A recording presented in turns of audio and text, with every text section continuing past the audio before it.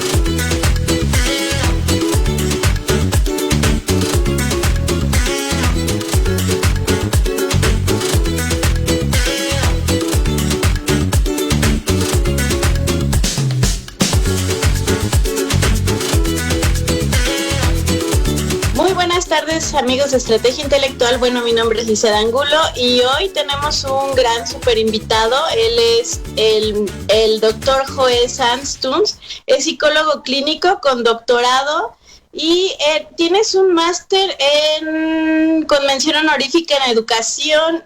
¿Nos podrías decir un poquito más del contexto de quién es Joe Sanz Tuns? Buenas noches, Torres. Buenas noches desde aquí, desde Perú. Un saludo a los hermanos mexicanos. Mi nombre es Joe Sanz Torres, como bien lo ha dicho la señorita.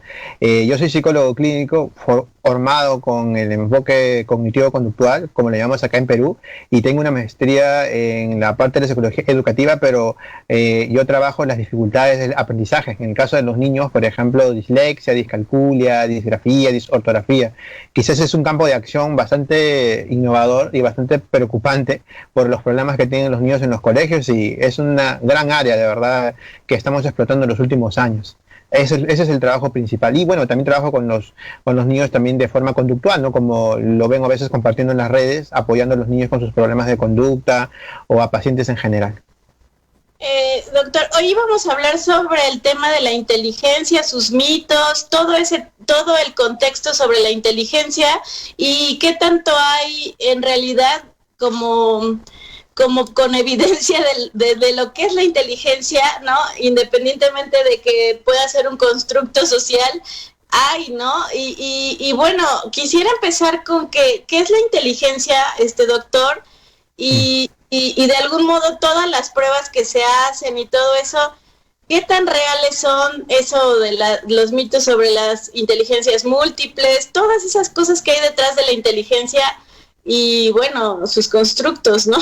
A ver, bueno, primero agradecerle la oportunidad de este espacio de diálogo. Y Latinoamérica tiene un problema muy serio con el tema de las pseudociencias. En realidad, el error más grande que muchos psicólogos han cometido es llamarle inteligencia a cualquier tipo de situación que queremos explicar. Por ejemplo, le llaman inteligencia emocional, le llaman inteligencia espiritual, le llaman inteligencia social, le llaman inteligencias múltiples. La inteligencia no va por el camino que muchos psicólogos piensan.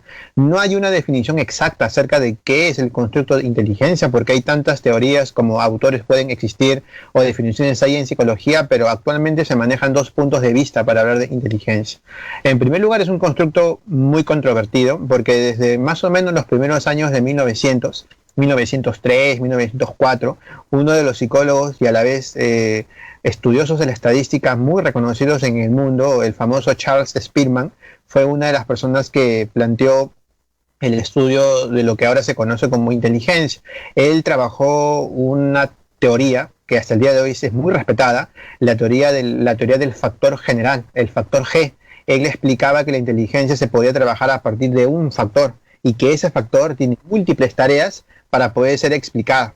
Ahora, cuando él planteó esa teoría, hizo muchas investigaciones acerca de eso, ¿no? Y a lo largo de esa teoría, pues empezaron a generarse las pruebas psicológicas que aparecieron a la luz, ¿no? Por ejemplo, uno de los autores fundamentales en la historia de la inteligencia es el famoso Alfred Binet, un psicólogo francés que creó en teoría uno de los primeros test psicológicos que miden inteligencia. Pero a lo largo de los años han aparecido muchas personas que han trabajado inteligencia, por citar algunos ejemplos. Ahí tenemos a Spearman, tenemos a Alfred Binet, tenemos a David Wechsler, tenemos por ejemplo a Thurston, entre tantos otros autores que han aportado. Una de las primeras definiciones que trabajaron en su época era que era una capacidad, por ejemplo, que se relacionaba con el medio ambiente, que tenía un componente genético, que nos permitía a nosotros resolver situaciones y resolver tareas específicas. Eso nos permitía, ¿ya? Y a lo largo, como le cuento, de los años, el concepto ha venido cambiando mucho, ha venido siendo modificado tomando en cuenta el contexto.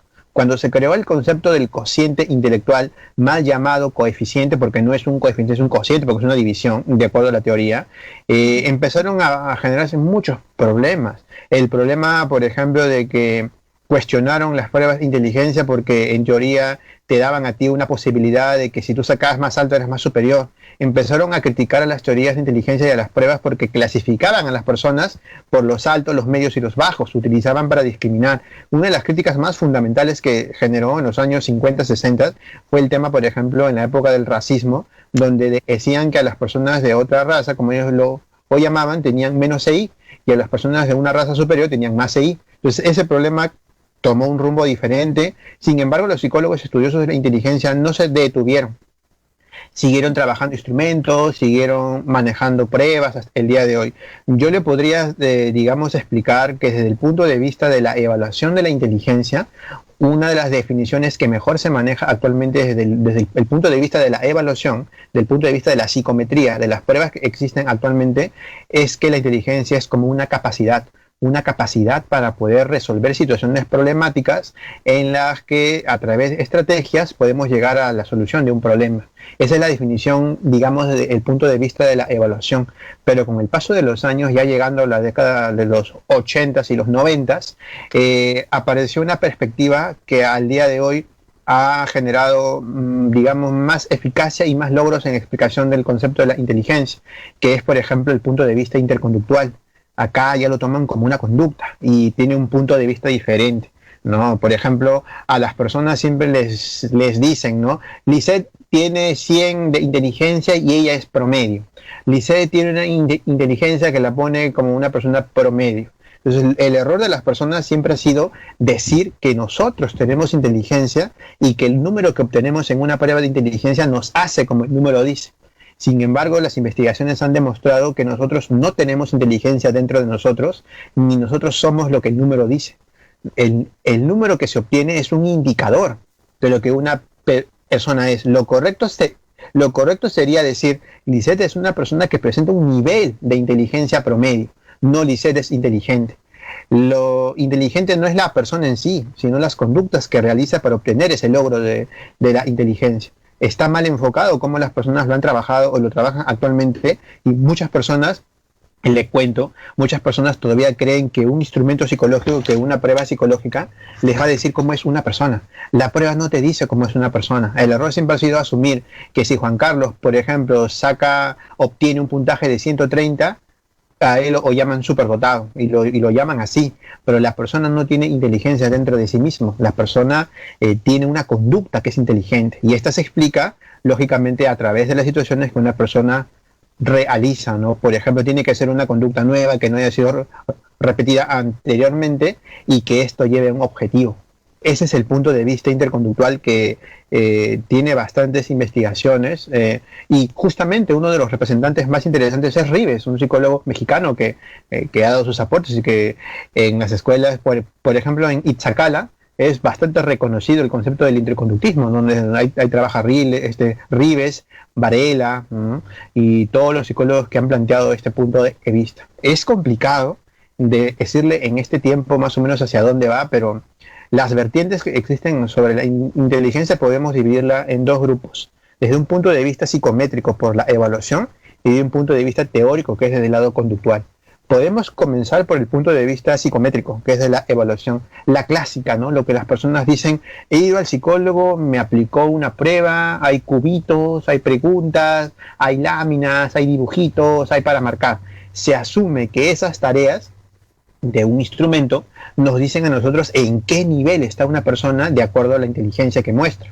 Esa es la lógica. Las pruebas que existen actualmente bajo ese parámetro de la psicometría, tenemos a las escalas Wechsler, a la WI5, la WISE-4, la WIPSI-4, al famoso Raven, por ejemplo, al test de matrices, al viejo test Stanford-Binet, ¿no? Por ejemplo, al CABIT, a las escalas Reynolds, RIST, a las pruebas de Cattell 1, 2, 3, al Tony 4, entre otras, muchas más, que evalúan el concepto que se denomina inteligencia. Pero como repetimos, la prueba no dice cómo es una persona, la prueba nos dice a nosotros que esa persona tiene un nivel, y ese nivel es el que yo coloco en el informe. Yo coloco: Lisset es un adolescente de 14 años que presenta una conducta inteligente que la ubica en la categoría de promedio alto, por ejemplo, o medio alto, como se califica. Pero yo no puedo colocar Lisset es medio alto o medio alta, porque la persona no tiene, dentro de su forma de ser, esa característica, porque eso es algo que se evalúa conductualmente. Por eso nosotros en las investigaciones que estamos planteando, y que ya pronto lo vamos a presentar, estamos tratando de unificar el concepto de la evaluación con el concepto de la teoría, para que se pueda explicar a través del comportamiento inteligente cómo es que el nivel influye en la conducta de una persona. Nosotros estamos en contra de las etiquetas a las personas, de decirle a la persona: tú eres promedio, tú eres superior, tú eres retrasado. Ese tipo de etiquetas se han generado mucho, y esa ha sido una de las razones por las cuales las críticas han sido abundantes cuando se evalúa inteligencia. Ahora, a la par que hablamos de pruebas psicométricas de inteligencia, también hay que tomar en cuenta el detalle, por ejemplo, de que no todas las pruebas que dicen que evalúan inteligencia en el fondo evalúan inteligencia. Hay algunas como por ejemplo la prueba de Raven, que evalúa razonamiento por analogías, y justamente a través de ese concepto es que se llega a la inteligencia. Otros instrumentos, por ejemplo, como las escalas Reynolds, evalúan hasta la inteligencia que se relaciona con la memoria. Pero las escalas Wechsler tienen otro rumbo. Por ejemplo, evalúan el concepto de la comprensión verbal, el razonamiento fluido, la memoria de trabajo, ¿no? Entre otros elementos que constituyen tareas que justifican cómo se expresa la inteligencia. Por eso, si nos preguntan a nosotros, desde el punto de vista psicométrico, cuáles son las teorías que actualmente predominan y explican mejor lo que es la inteligencia desde el punto de vista de la evaluación, nosotros podríamos decir a la teoría del factor general. Y mira, ha cumplido más de 100 años en el mundo esa teoría del factor general, y al día de hoy, estamos 2020, ha sido una de las teorías que sigue respondiendo de manera estadísticamente significativa que la inteligencia se explica a través de un factor, y el factor tiene tareas. Las tareas explican al factor. Cuando tú haces un análisis factorial, el factor general predomina por encima de las tareas. Entonces, la inteligencia estadísticamente se ha demostrado con muchos análisis factoriales que sigue siendo un factor general. Sin embargo, como lo comentaste hace un instante por esa pregunta, si sabemos que científicamente la inteligencia, o los estudiosos de la inteligencia lo plantean así, ¿de dónde salió ese tema de que hay inteligencias múltiples, o que hay inteligencia emocional, o que hay inteligencia social? ¿De dónde salió esa idea? Esa es una buenísima pregunta, ¿no? Y quizás a muchas personas les cuesta entender, pero años después que se planteó la teoría de las inteligencias múltiples, el propio Gardner justificó que él pudo haberlo llamado habilidades o aptitudes a lo que él denominó inteligencias múltiples, porque claramente se sabe que si una persona toca muy bien la guitarra, si una persona juega muy bien al fútbol o al soccer, si una persona, por ejemplo, se lleva muy bien con los demás, es una persona que ama el medio ambiente. Yo no le podría llamar inteligente a una persona que sabe tocar guitarra mejor que otras, porque esa es una habilidad.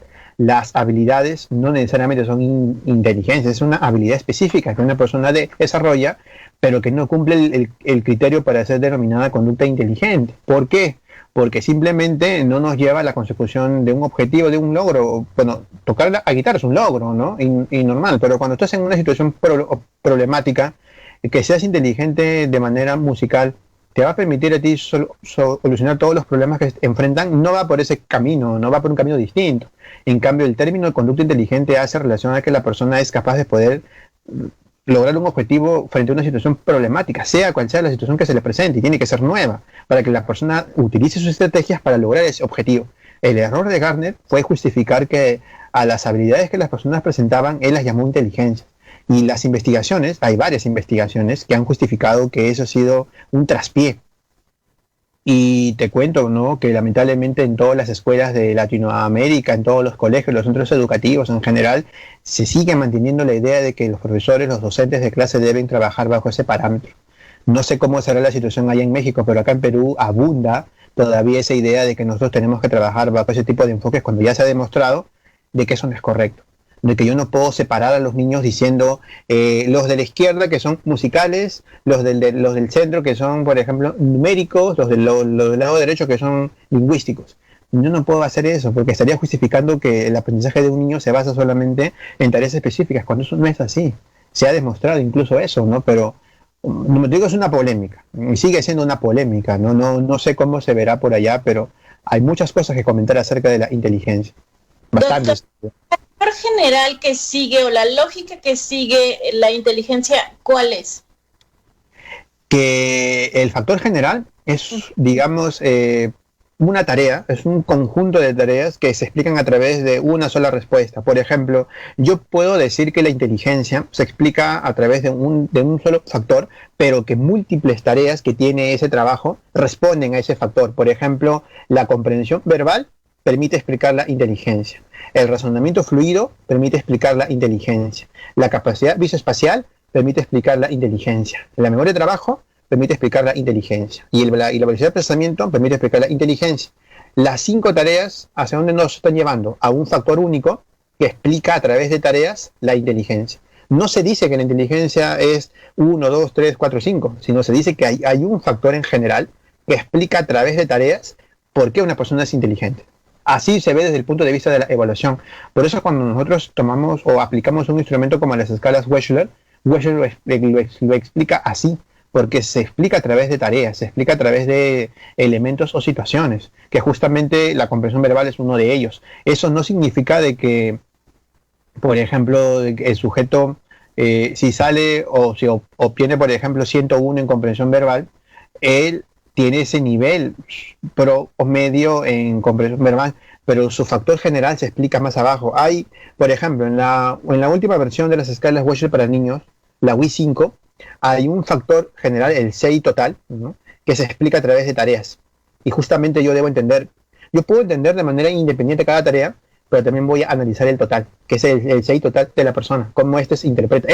Esto responde a su inteligencia, pero se explica a través de tareas. Así se trabaja de manera en evaluación. Oiga, profe, ¿y tiene siempre que ver con la lógica matemática o ya se quitó ese tabú de que los matemáticos o las personas que resuelven, como por ejemplo un Einstein, ¿qué pasa con ese tipo de personajes? Mira, al día de hoy todavía se maneja esa lógica de que dentro, por ejemplo, de la evaluación de la inteligencia con las escalas de inteligencia, sí hay tareas matemáticas. Por ejemplo, hay una tarea en las escalas Wechsler que se llama aritmética. Hay una tarea que se llama dígitos. Hay una tarea, por ejemplo, que se llama letras y números, que el niño tiene que resolver para poder llegar al resultado de esa tarea. Todo lo que el niño haga, todas las conductas que el niño haga para obtener esa meta, eso es lo que se denomina conducta inteligente, porque es un objetivo, va a la búsqueda de un objetivo que el niño sea capaz de resolver.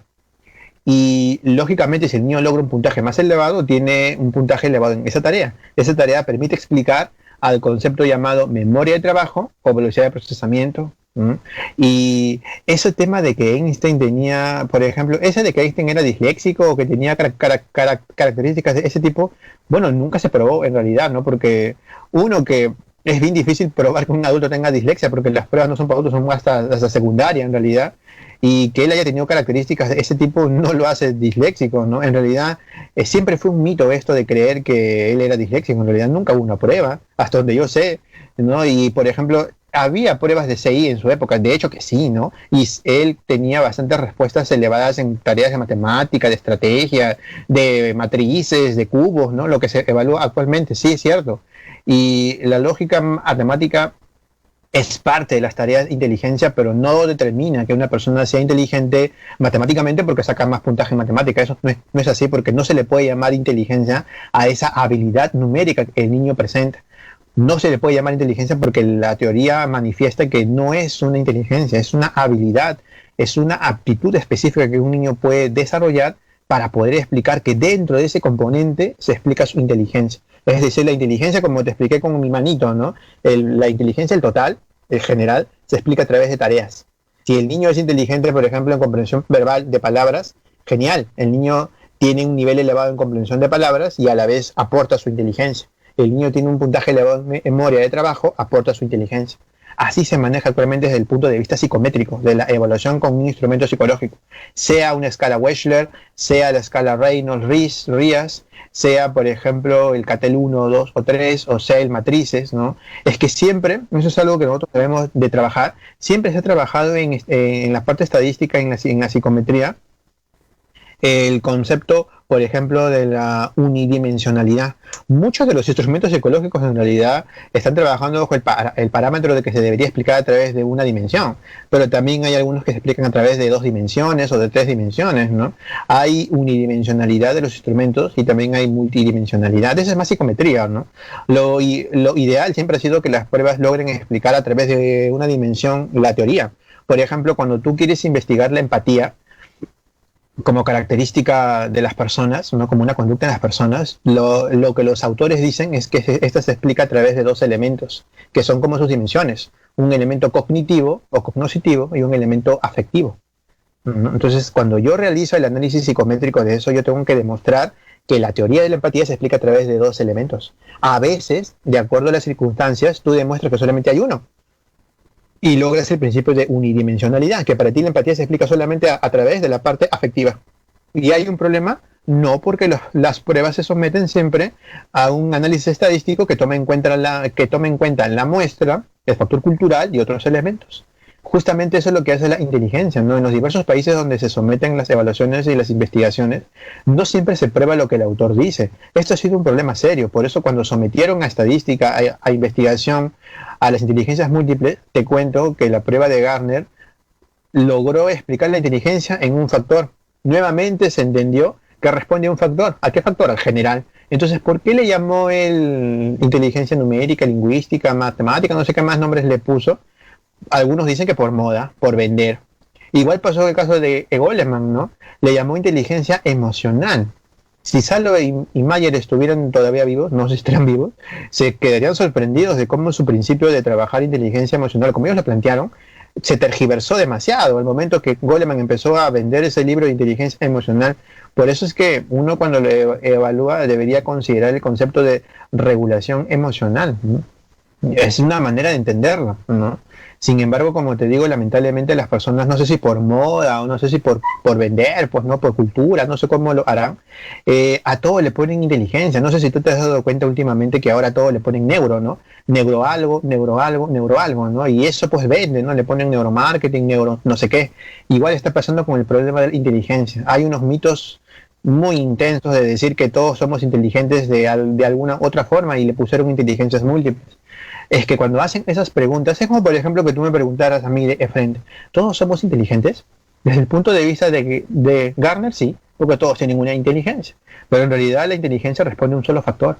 Las investigaciones lo han probado así, la ciencia lo ha demostrado así. No, yo no puedo decir, Lisette es inteligente espiritualmente. ¿Hay una prueba para evaluar eso? Quizás la gente lo cree y lo haya creado, yo no lo sé, porque mientras tú y yo estamos sentados dialogando, debe haber un psicólogo que está creando un instrumento de una teoría sin sentido, pero la está creando, pues, ¿no? Si esa teoría no tiene sentido, ¿cómo hacen para crear instrumentos? No sé si alguna vez la gente se ha hecho esas preguntas, ¿no? Si sabemos que las teorías no tienen ese soporte científico, ¿por qué siguen creando instrumentos de ese tipo? No sé, es una pregunta bastante intensa. No sé si alguna vez ustedes se la han hecho, ¿no? No sé, pero yo te comento que sucede de esa forma, ¿no? Indudablemente sí me causaba como conflicto lo de las inteligencias múltiples y bueno, también me causa conflicto nuestro sistema educativo, ¿no? Y la manera también de enseñar no correcta, ¿no? Entonces, ¿cómo se puede llegar a la inteligencia también, ¿no? Y realmente me causa también un poco de conflicto saber, ¿la inteligencia es intrínseca o intrínseca del ser humano? ¿Nacemos con ella? ¿Tiene algún factor genético? ¿Qué se sabe sobre eso? Actualmente existe un factor biológico, existe un factor cultural. Hay investigaciones que han probado que hay factores biológicos que explican la inteligencia, pero no son determinantes. Nosotros no podemos decir, sí, la inteligencia es hereditaria, si el papá es inteligente, el hijo también, porque nosotros, como te digo, desde la postura conductal, desde la postura del interconductismo trabajamos la conducta inteligente, ¿no? Y lógicamente es aprendida. Desde ese punto es aprendida, pues, desde el punto de vista interconductual, al ser una conducta es aprendida. Es decir, las personas aprenden a resolver cuestiones que se les presentan, a resolver con situaciones novedosas o a resolver, por ejemplo, a través de tareas. Por eso te decía que cumple dos parámetros. Primero, que tiene que ser una conducta nueva, que no sea repetición de otras anteriores para que sea llamada conducta inteligente. Y segundo, que esta tiene que ser dirigida hacia una consecución, hacia un logro, hacia una meta. Si la conducta es aprendida, entonces lógicamente no contrasta con el punto de vista de los factores biológicos, ¿no? Por eso te digo, hay dos parámetros acá. El parámetro de la evaluación psicológica a través de los instrumentos que hablan, por ejemplo, de factores biológicos, de factores hereditarios, de factores ambientales, y el punto de vista conductual que habla lógicamente de factores aprendidos. La inteligencia se contrasta pues a través de las características aprendidas, ¿no? Eso es justamente el punto de vista. Oiga, doctor, y usted que le ha tocado seguramente realizar muchas cosas, no sé, en los niños, le ha tocado que sobre un factor, no sé, de ignorancia, ¿no? De algo, ellos pudieran resolver las cosas o necesariamente tienen que saberlo. No, mira, por ejemplo, cuando nosotros evaluamos a un niño de 7 años, que es, por ejemplo, analfabeto, que nunca ha ido al colegio, que nunca ha sido educado, que no sabe leer ni escribir, muchas personas nos preguntan, ¿se puede evaluar inteligencia en personas que nunca han ido al colegio? Por supuesto, porque se puede evaluar inteligencia no verbal, se puede evaluar incluso la inteligencia en personas que hablan otro idioma, ¿no? La inteligencia no depende del lenguaje, la inteligencia no depende enteramente de que el niño sepa leer y escribir, porque hay instrumentos para niños que son analfabetos. Por ejemplo, a ellos se les toma pruebas tipo de matrices, ¿no? Tipo Raven, se les toma pruebas donde no interfiere el factor, por ejemplo, de la cultura. A estas pruebas se le llaman sin parcialidad cultural. Hay una característica, antes de tener esta pequeña pausa, hay una característica que se llama test sin parcialidad cultural. El término parcialidad cultural hace referencia a que algunos instrumentos están diseñados para un determinado tipo de personas y para otros no. Por ejemplo, yo no le podría aplicar una escala Wechsler, las famosas escalas de Wechsler tipo WIPSI o WISC, a un niño que no ha ido al colegio. ¿Por qué? Porque las preguntas tienen contenidos educativos que lógicamente un niño que no ha ido al colegio no conoce. Entonces yo sería pues un criminal si yo utilizo un instrumento para un niño que ha sido educado con un niño que no. Entonces ¿yo qué debo hacer? Hacerme la pregunta, ¿no? ¿Tiene el test que yo voy a utilizar parcialidad cultural? ¿Sí o no? Si dice que sí tiene, no lo puedo usar para un niño analfabeto. Si no lo tiene, ¿a cuál debo apelar? A las pruebas tipo Raven, que tienen una actualización del año pasado, de TEA de España, creo, tiene hecho su actualización, o de Manuel Moderno también. Ellos siempre trabajan pruebas actuales. Entonces, considerando esto, podemos llevar la evaluación a otro tipo de sentidos. Igual, por ejemplo, pasa con las personas que tienen dificultades lingüísticas, ¿no? Muchos dicen, no, pero si la persona no habla, ¿cómo puede evaluar inteligencia? Sí se puede, hay inteligencia no verbal. Y hay escalas como la Wechsler no verbal, donde todas las preguntas son manipulativas, es decir, el niño trabaja de otra manera. El lenguaje esto que quede claro, ¿no? El lenguaje no interfiere en la inteligencia. El hecho de que las personas hablen, que las personas se expresen, no los hace inteligentes. El lenguaje no hace inteligentes a las personas. Algunos creen que porque somos seres humanos superiores, porque hablamos frente a otros animales, somos más inteligentes que ellos, pero el lenguaje no hace inteligentes a las personas. Y eso se ha demostrado en muchos casos, en realidad, ¿no? Y como te comento, ¿no? Acá en Perú adolecemos mucho de estos conceptos de poder explicarlos y me preocupa bastante en realidad cómo es que se manejan actualmente, ¿no? Yo te lo comento porque es así como debemos nosotros de trabajarlo, ¿no? Acá hay muchos problemas, de verdad, muchos. Y las personas trabajan mal a veces el concepto de inteligencia o el propio concepto de los estilos de aprendizaje también lo trabajan mal. Te comento que también lo trabajan mal, ¿no? Eso es un problema bastante serio. Ya tendremos oportunidad de conversar de ese tema ya quizás en una próxima oportunidad. Quisiera irme antes de pausa. Sí, es un gran problema serio porque, todos nos topamos en la escuela con el que tenía las mejores calificaciones y no necesariamente significa que una calificación te hace inteligente, ¿no? Ese es el detalle. La persona que sabe, la persona que tiene notas más elevadas, entre comillas, no es el más inteligente, porque la inteligencia no depende de los números, la inteligencia no depende de que yo tenga puros 19, en el caso de ustedes que tenga puros 9 o puros 10, acá que tiene puros 19 o puros 20 en la escala vigesimal, no es así. Se ha demostrado de que la persona que tiene notas más elevadas no es en teoría el más inteligente, porque cuando se le coloca una situación problemática, no sabe cómo enfrentarla. Exacto.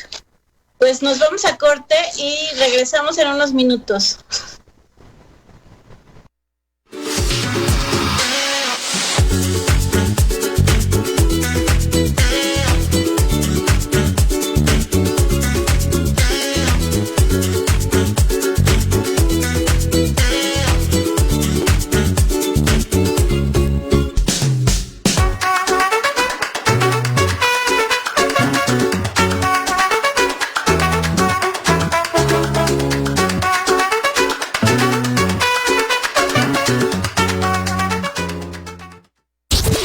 Vamos a una pausa. Escuchas Estrategia Intelectual.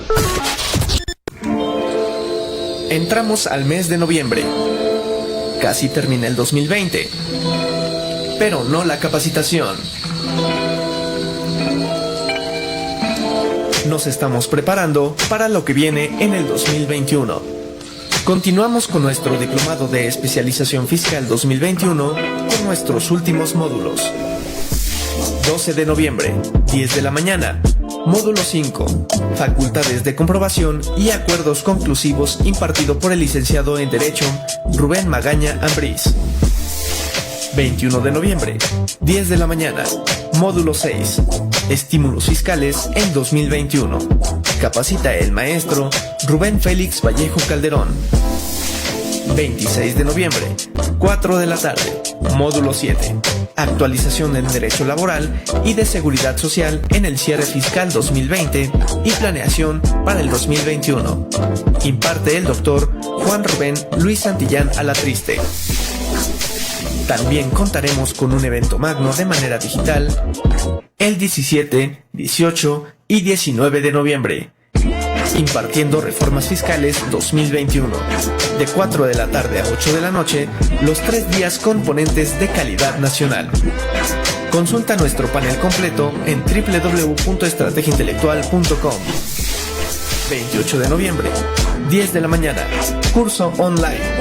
Análisis integral del impuesto al valor agregado con modificaciones 2021. Imparte el maestro Juan Carlos Islas Olvera. Consulta la información con un asesor vía llamada o WhatsApp al 2215 17 20 32 y 2221 85 64 12. Cierra tu año con broche de oro, capacitándote y preparándote para el 2021. ¿Con quién más? Con los líderes en capacitación digital. Estrategia intelectual.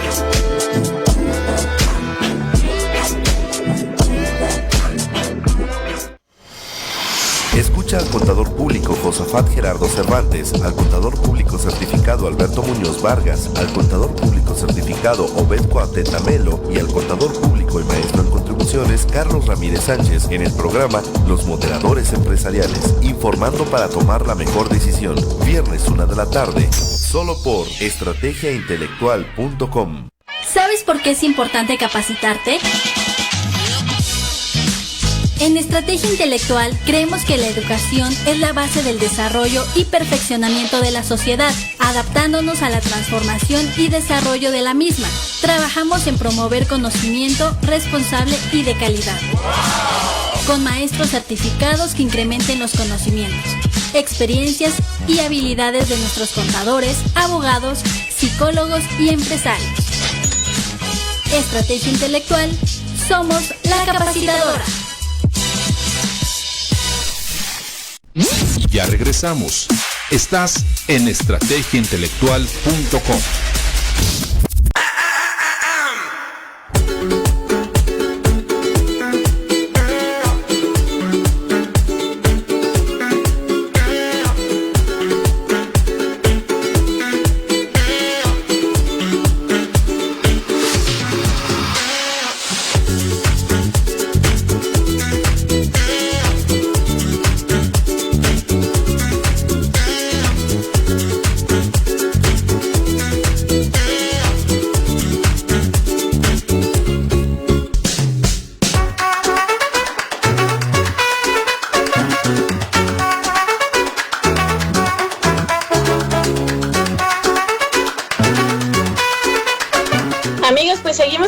Regreso con el doctor Joe. Doctor, pues nos quedamos en la idea de pues los falsos conceptos y los mitos y lo que ha generado realmente como racismo y ese tipo de ideas, como de lo que platicábamos como ideas darwinistas sobre los colores y la inteligencia, ¿no? Y la descendencia, ¿no? Y la evolución del ser humano y qué importante es por las consecuencias que puede generar. Y también teníamos comentarios de aquí del público, de Carlos, que le agradezco mucho que nos esté viendo, que decía, bueno, ya explicamos lo de las inteligencias múltiples y él hablaba de un libro, ¿no, doctor? Y me lo explicó más o menos en el corte sobre la crítica, ¿no? Y cuál es su opinión, porque ya estamos al público y bueno, él nos escucharía. A ver, bueno, agradeciéndole primero por participar de este pequeño conversatorio. Me comentabas acerca del libro de Stephen Jay Gould, ¿no? La falsa medida del hombre. Cuando ese libro salió, una de las primeras críticas que trajo el libro fue justamente tratar el tema de la medida de la inteligencia, ¿no? De que a través de un número se justificaba que una persona tenía un nivel, que lo que hacían las pruebas era clasificar a la gente, que te marcaban como un tipo de nivel, ¿no? Y criticaba bastante el concepto del cociente intelectual, criticaba mucho el concepto, por ejemplo, de las teorías como el factor general. Había mucha crítica, ¿no? Y bueno, el libro lo que justifica es que nosotros no debemos de ver a la inteligencia como si fuera pues la solución, la panacea de todos los problemas que tienen las personas, ¿no? El libro justifica de que la evaluación de la inteligencia ha sido quizás hasta mal utilizada porque, como bien dice el libro, cosificaba a la gente, ¿no? Tenía ese problema de convertir los conceptos viejos que eran abstractos, que eran propios de nosotros, en algo que sí existe, ¿no? El libro criticaba eso, de que las personas lamentablemente siempre han sido ordenadas de acuerdo a lo que la prueba de inteligencia te decía, ¿no? Y eso es, en realidad, acá mucho ha pasado en nuestro país, acá en Perú, de que, por ejemplo, antes había esa posibilidad de que tú podías cambiar a un niño de colegio por el simple hecho de haber obtenido un nivel intelectual más elevado. No, y eso es algo muy criticable, ¿no? Porque tú no vas a justificar de que porque el niño tiene un nivel de inteligencia más alto que su compañero, es mejor que otro en la medida del aprendizaje, ¿no? No se trata de eso. No se trata de que si una persona sabe más, es más inteligente. La inteligencia no va por ese sentido de que el que sabe más es más inteligente. Eso se ha demostrado. El conocimiento de una persona de diversas áreas te ayuda a entender la realidad en la que vives, pero no te dice que eres más inteligente, porque la inteligencia no depende tanto de lo que tú sepas o de lo que no sepas, sino de la medida como tú enfrentas situaciones problemáticas, pues de alguna manera que te permita lograr el objetivo, que es enfrentarlo, ¿no? Hacia eso va la inteligencia, que tú sepas enfrentar el problema, que obtengas un resultado.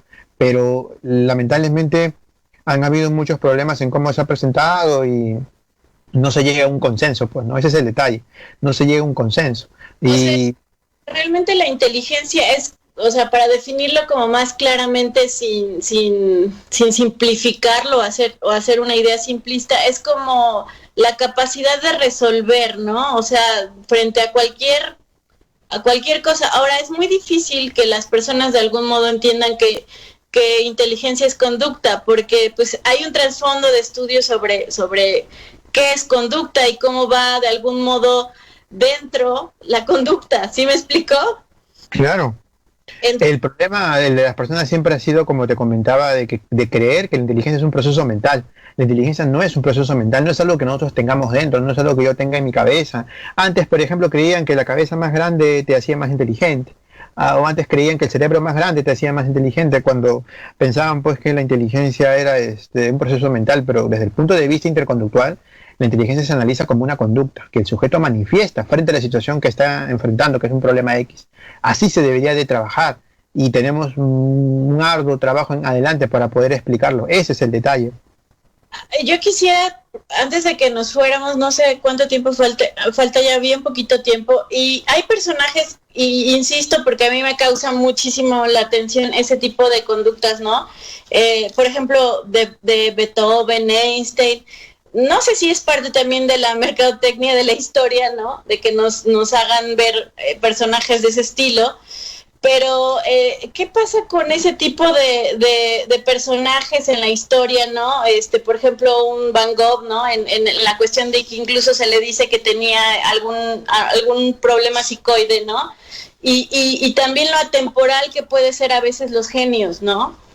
¿Qué sucede? ¿Qué pasa? ¿Y qué hay en esa conducta? ¿O es algo que todavía no ha llegado a comprender?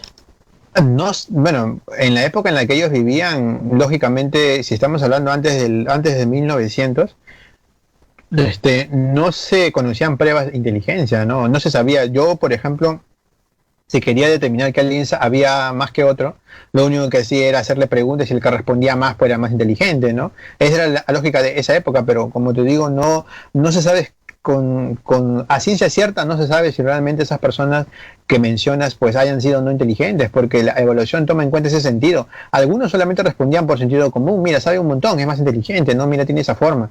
Creo que en realidad se han generado muchos mitos. Como te comentaba, no hay ninguna formalidad, ningún documento que certifique de que realmente Einstein era disléxico, como le llaman ellos, ¿no? Porque la dislexia, en teoría, pues puede aparecer en personas hasta adolescentes, ¿no? Los instrumentos como el PROLEG R, como el PROLEG SE, como el DSTJ, no llegan hasta los 25, 30, a no ser que haya sido evaluado pues cuando era niño, ¿no? Y que lo haya presentado hasta etapas de adulto. Quizás si fuera así, bueno, ¿no? Porque la dislexia tampoco es que sea antes de 1900, ¿sabes? Recién apareció durante los años 30, por ahí aproximadamente, así que con claridad no es que se especifique que alguien tenga un problema, no, porque no hay evidencias de que digan que lo tenían. Más parece, como comentas, como si fueran mitos, ¿no? De Van Gogh, que tenía esquizofrenia, ¿no? Algunos dicen de que, por ejemplo, y esto es un mito, ¿eh? Algunos dicen, por ejemplo, de que el esquizofrénico es más inteligente que los demás. No necesariamente. No hay una relación que me digan a mí que el 100% de personas con esquizofrenia, como llaman ellos esquizofrénico mal etiquetado, sea inteligente, ¿no? No es así. En algunos casos no sucede de esa forma. Entonces, todo ese tipo de mitos, ¿no? Ahora que tenemos esta oportunidad de poder dialogar, pues estamos tratando de desmitificar esas ideas en las personas, que aprendan a hacer una psicología más científica, más basada en evidencias, que permita justificar el por qué aparece de esa forma, cómo lo podemos explicar de manera sencilla para que las personas no logren difundir conocimientos que no son del todo certeros. Así que si podemos dar un mensaje a las personas, ¿no? Es desmitificar conceptos, que no se trabajen de esa manera, que no confundamos, por ejemplo, habilidad con inteligencia, que no confundamos habilidad con competencia, con inteligencia, ¿no? Que lamentablemente no nos llevan a caminos que son los correctos, no, más que confunden a las personas, lamentablemente. A ver, y yo quisiera hacer como algo ya más como tal vez filosófico. ¿Es lo mismo inteligencia que sabiduría? Bueno, la sabiduría va por un camino diferente en realidad, ¿no? La sabiduría tiene una connotación, incluso como tú mismo lo has dicho, más filosófica. El diccionario, por ejemplo, justifica que la sabiduría se trabaja con la inteligencia, ¿no? Que, por ejemplo, que una persona que ha aprendido a entender la realidad, que es inteligente para solucionar problemas, a través de que va logrando experiencias, se va volviendo más sabio. Es como que la inteligencia fuera la base para la sabiduría. Algo así lo desarrollan las personas, y que a través del entendimiento, el sujeto que logra entender la realidad en la que vive y que tiene un nivel de inteligencia, mediante la experimentación, mediante la reflexión, el entendimiento, y a través de la inteligencia puede volverse, digamos, sabio. Es una característica en realidad, no es como un tipo de carácter que se establece hacia ese punto. No podría yo llamarlos sinónimos porque no van, digamos, en el mismo camino, pero sí la sabiduría es como una característica que, digamos, tiene como base la inteligencia. Se podría trabajar así. Oiga, doctor, y otra cosa filosófica. ¿Qué tanto hay en ideas de, por ejemplo, se confunde mucho como la parte ingenua o con estupidez, ¿no? O la nobleza también se confunde mucho con estupidez. ¿Qué tanto hay ahí de cierto o no? Porque indudablemente a veces las personas tendemos, o hay mucha gente que tiende a lo mejor en nobleza o ingenuidad o cosas así, y no falta la persona, a lo mejor si usted quiere astuta, no sé si llamarla inteligente o estúpida, y lo confunde, ¿no? Y hay esa parte donde, ¿qué sucede ahí? ¿Qué factor hay ahí? Es que la nobleza como característica de personalidad puede estar relacionada con inteligencia, pero no necesariamente. Además, no puedo yo decir que las personas que son nobles o no nobles, o personas que tienen un determinado tipo de característica o tipo de personalidad, pues van a la vez ser inteligentes. Por ejemplo, una persona que tiene un problema de conducta puede tener un nivel de inteligencia alto o bajo. Una persona, por ejemplo, que es introvertido o que tiene características introvertido, también puede ser tener un CI alto o bajo. No necesariamente tener un determinado tipo de personalidad te hace más inteligente, porque hemos visto casos de niños, por ejemplo, con características de dislexia, que a la vez tienen un CI elevado, o niños, por ejemplo, que tienen, por ejemplo, un estilo de personalidad distinto a lo que una persona es, ¿no? Y también tienen un nivel de inteligencia o alto o bajo, ¿no? Ese también tiene su punto de vista, pues, ¿no? Entonces, no hay características, por ejemplo, de la inteligencia con cierta personalidad, ¿no? No se puede asegurar al 100% de que las personas que tengan un determinado tipo de personalidad son inteligentes. Perfecto. Pues no sé, doctor, creo que de algún modo ya me quedaron algunas cosas claras. Creo que la inteligencia se debe de ejercitar, ¿no? Me queda más o menos algo así la idea. ¿Estoy correcta?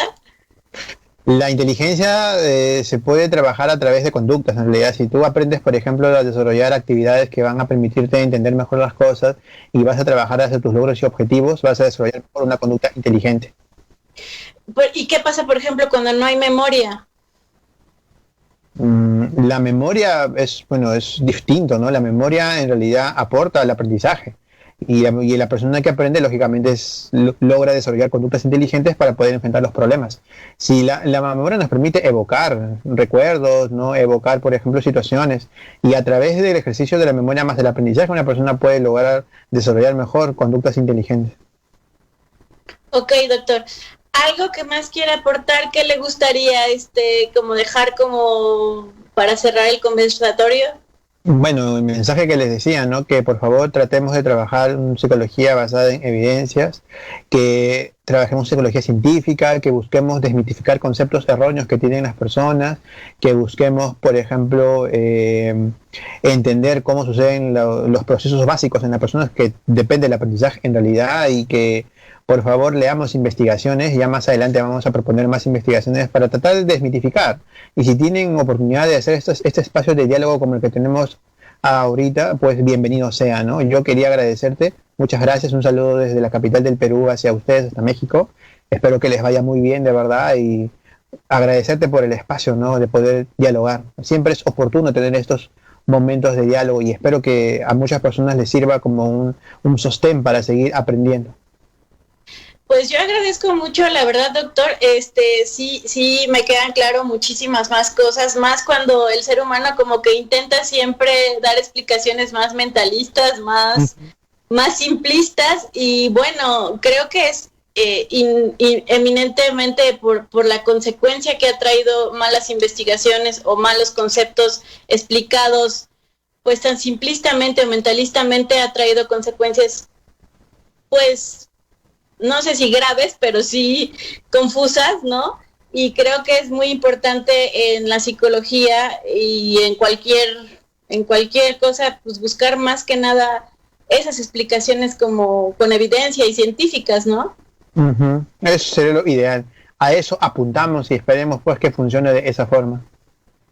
Bueno, pues agradezco mucho, gracias a Estrategia Intelectual, le mandan aquí saludos, los que se conectaron, y bueno, también allá, muchísimas gracias, espero que todo salga bien por allá, y bendiciones, doctor. Cuídense mucho, un saludo hasta México y que les vaya muy bien. Muchas gracias, hasta la próxima oportunidad. Muchísimas gracias, espero que todo salga bien. Bendiciones, bye. Chao, gracias.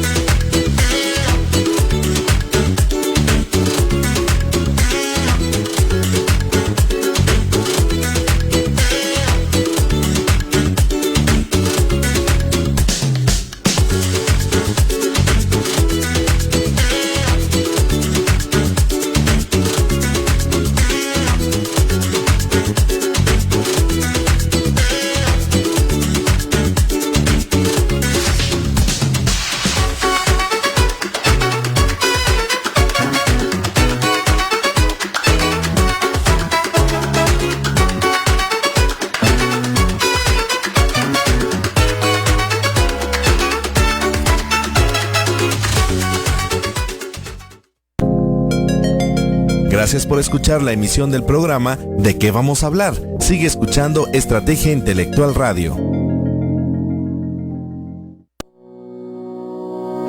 ¿Aún tienes dudas sobre por qué capacitarte? No lo pienses más. La capacitación ayuda a formar líderes, lograr metas individuales, fortalece la seguridad en la profesión, contribuye a la resolución de problemas, a la toma de decisiones y te da una actualización continua a tus conocimientos y habilidades. En Estrategia Intelectual somos una capacitadora que dispone de herramientas modernas y tecnológicas que serán de apoyo para las capacitaciones que brindamos. Tenemos contenidos de calidad, profesionales certificados y temas actualizados. Capacítate con los mejores. Capacítate con Estrategia. ¿Tienes alguna duda o comentario para Estrategia Intelectual? Recuerda que puedes comunicarte a cabina por WhatsApp. Manda un mensaje al 2215 17 20 32. 2215 17 20 32. Y despeja tus dudas con nosotros. Estrategia Intelectual. Los mejores contenidos para ti. Entérate acerca de finanzas y administración en grandes y pequeñas empresas con el Dr. Miguel Ángel Cervantes Penagos, que transmite su programa de contaduría reflexiva los viernes de cada 15 días por www.estrategiaintelectual.com a las 10 de la mañana.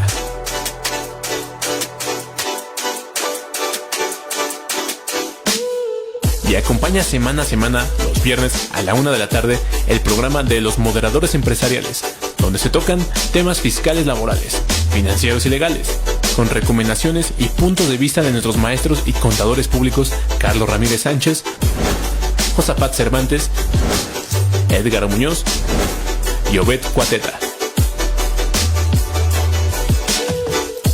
Obtén el mejor conocimiento y la mejor capacitación en temas empresariales y de emprendimiento solo con Estrategia Intelectual. ¿Quieres capacitarte y encontrar mejores ofertas de trabajo, pero no puedes desplazarte y no encuentras buenas capacitadoras cerca? Estrategia Intelectual te ofrece la modalidad de cursos online. Tú eliges el curso que quieras. Estudia a tu ritmo y toma capacitación desde la comodidad de tu casa u oficina. Nuestros cursos cuentan con valor curricular, material de apoyo y foro virtual para resolver tus dudas con los ponentes. Consulta nuestros cursos www.estrategiaintelectual.com. En conocimientos y experiencia, somos la capacitadora. Estrategia Intelectual. Dale clic a www.estrategiaintelectual.com y descubre nuestra página web dedicada a la capacitación profesional. Que no se te olvide, www.estrategiaintelectual.com. Libros, cursos, radio con especialistas de las áreas que abordamos. La nueva forma de capacitar la encuentras en estrategiaintelectual.com. Estrategia Intelectual más cerca de ti. Ingresa a www.estrategiaintelectual.com. Da clic en la pestaña de podcast y revive todos los programas de radio que ofrecemos para ti. Recuerda, contamos con programas para los profesionistas de la contaduría, derecho, psicología, marketing, administración de empresas y más. Los podcasts los puedes descargar, escuchar donde quieras y compartir en tus redes sociales. Suscríbete.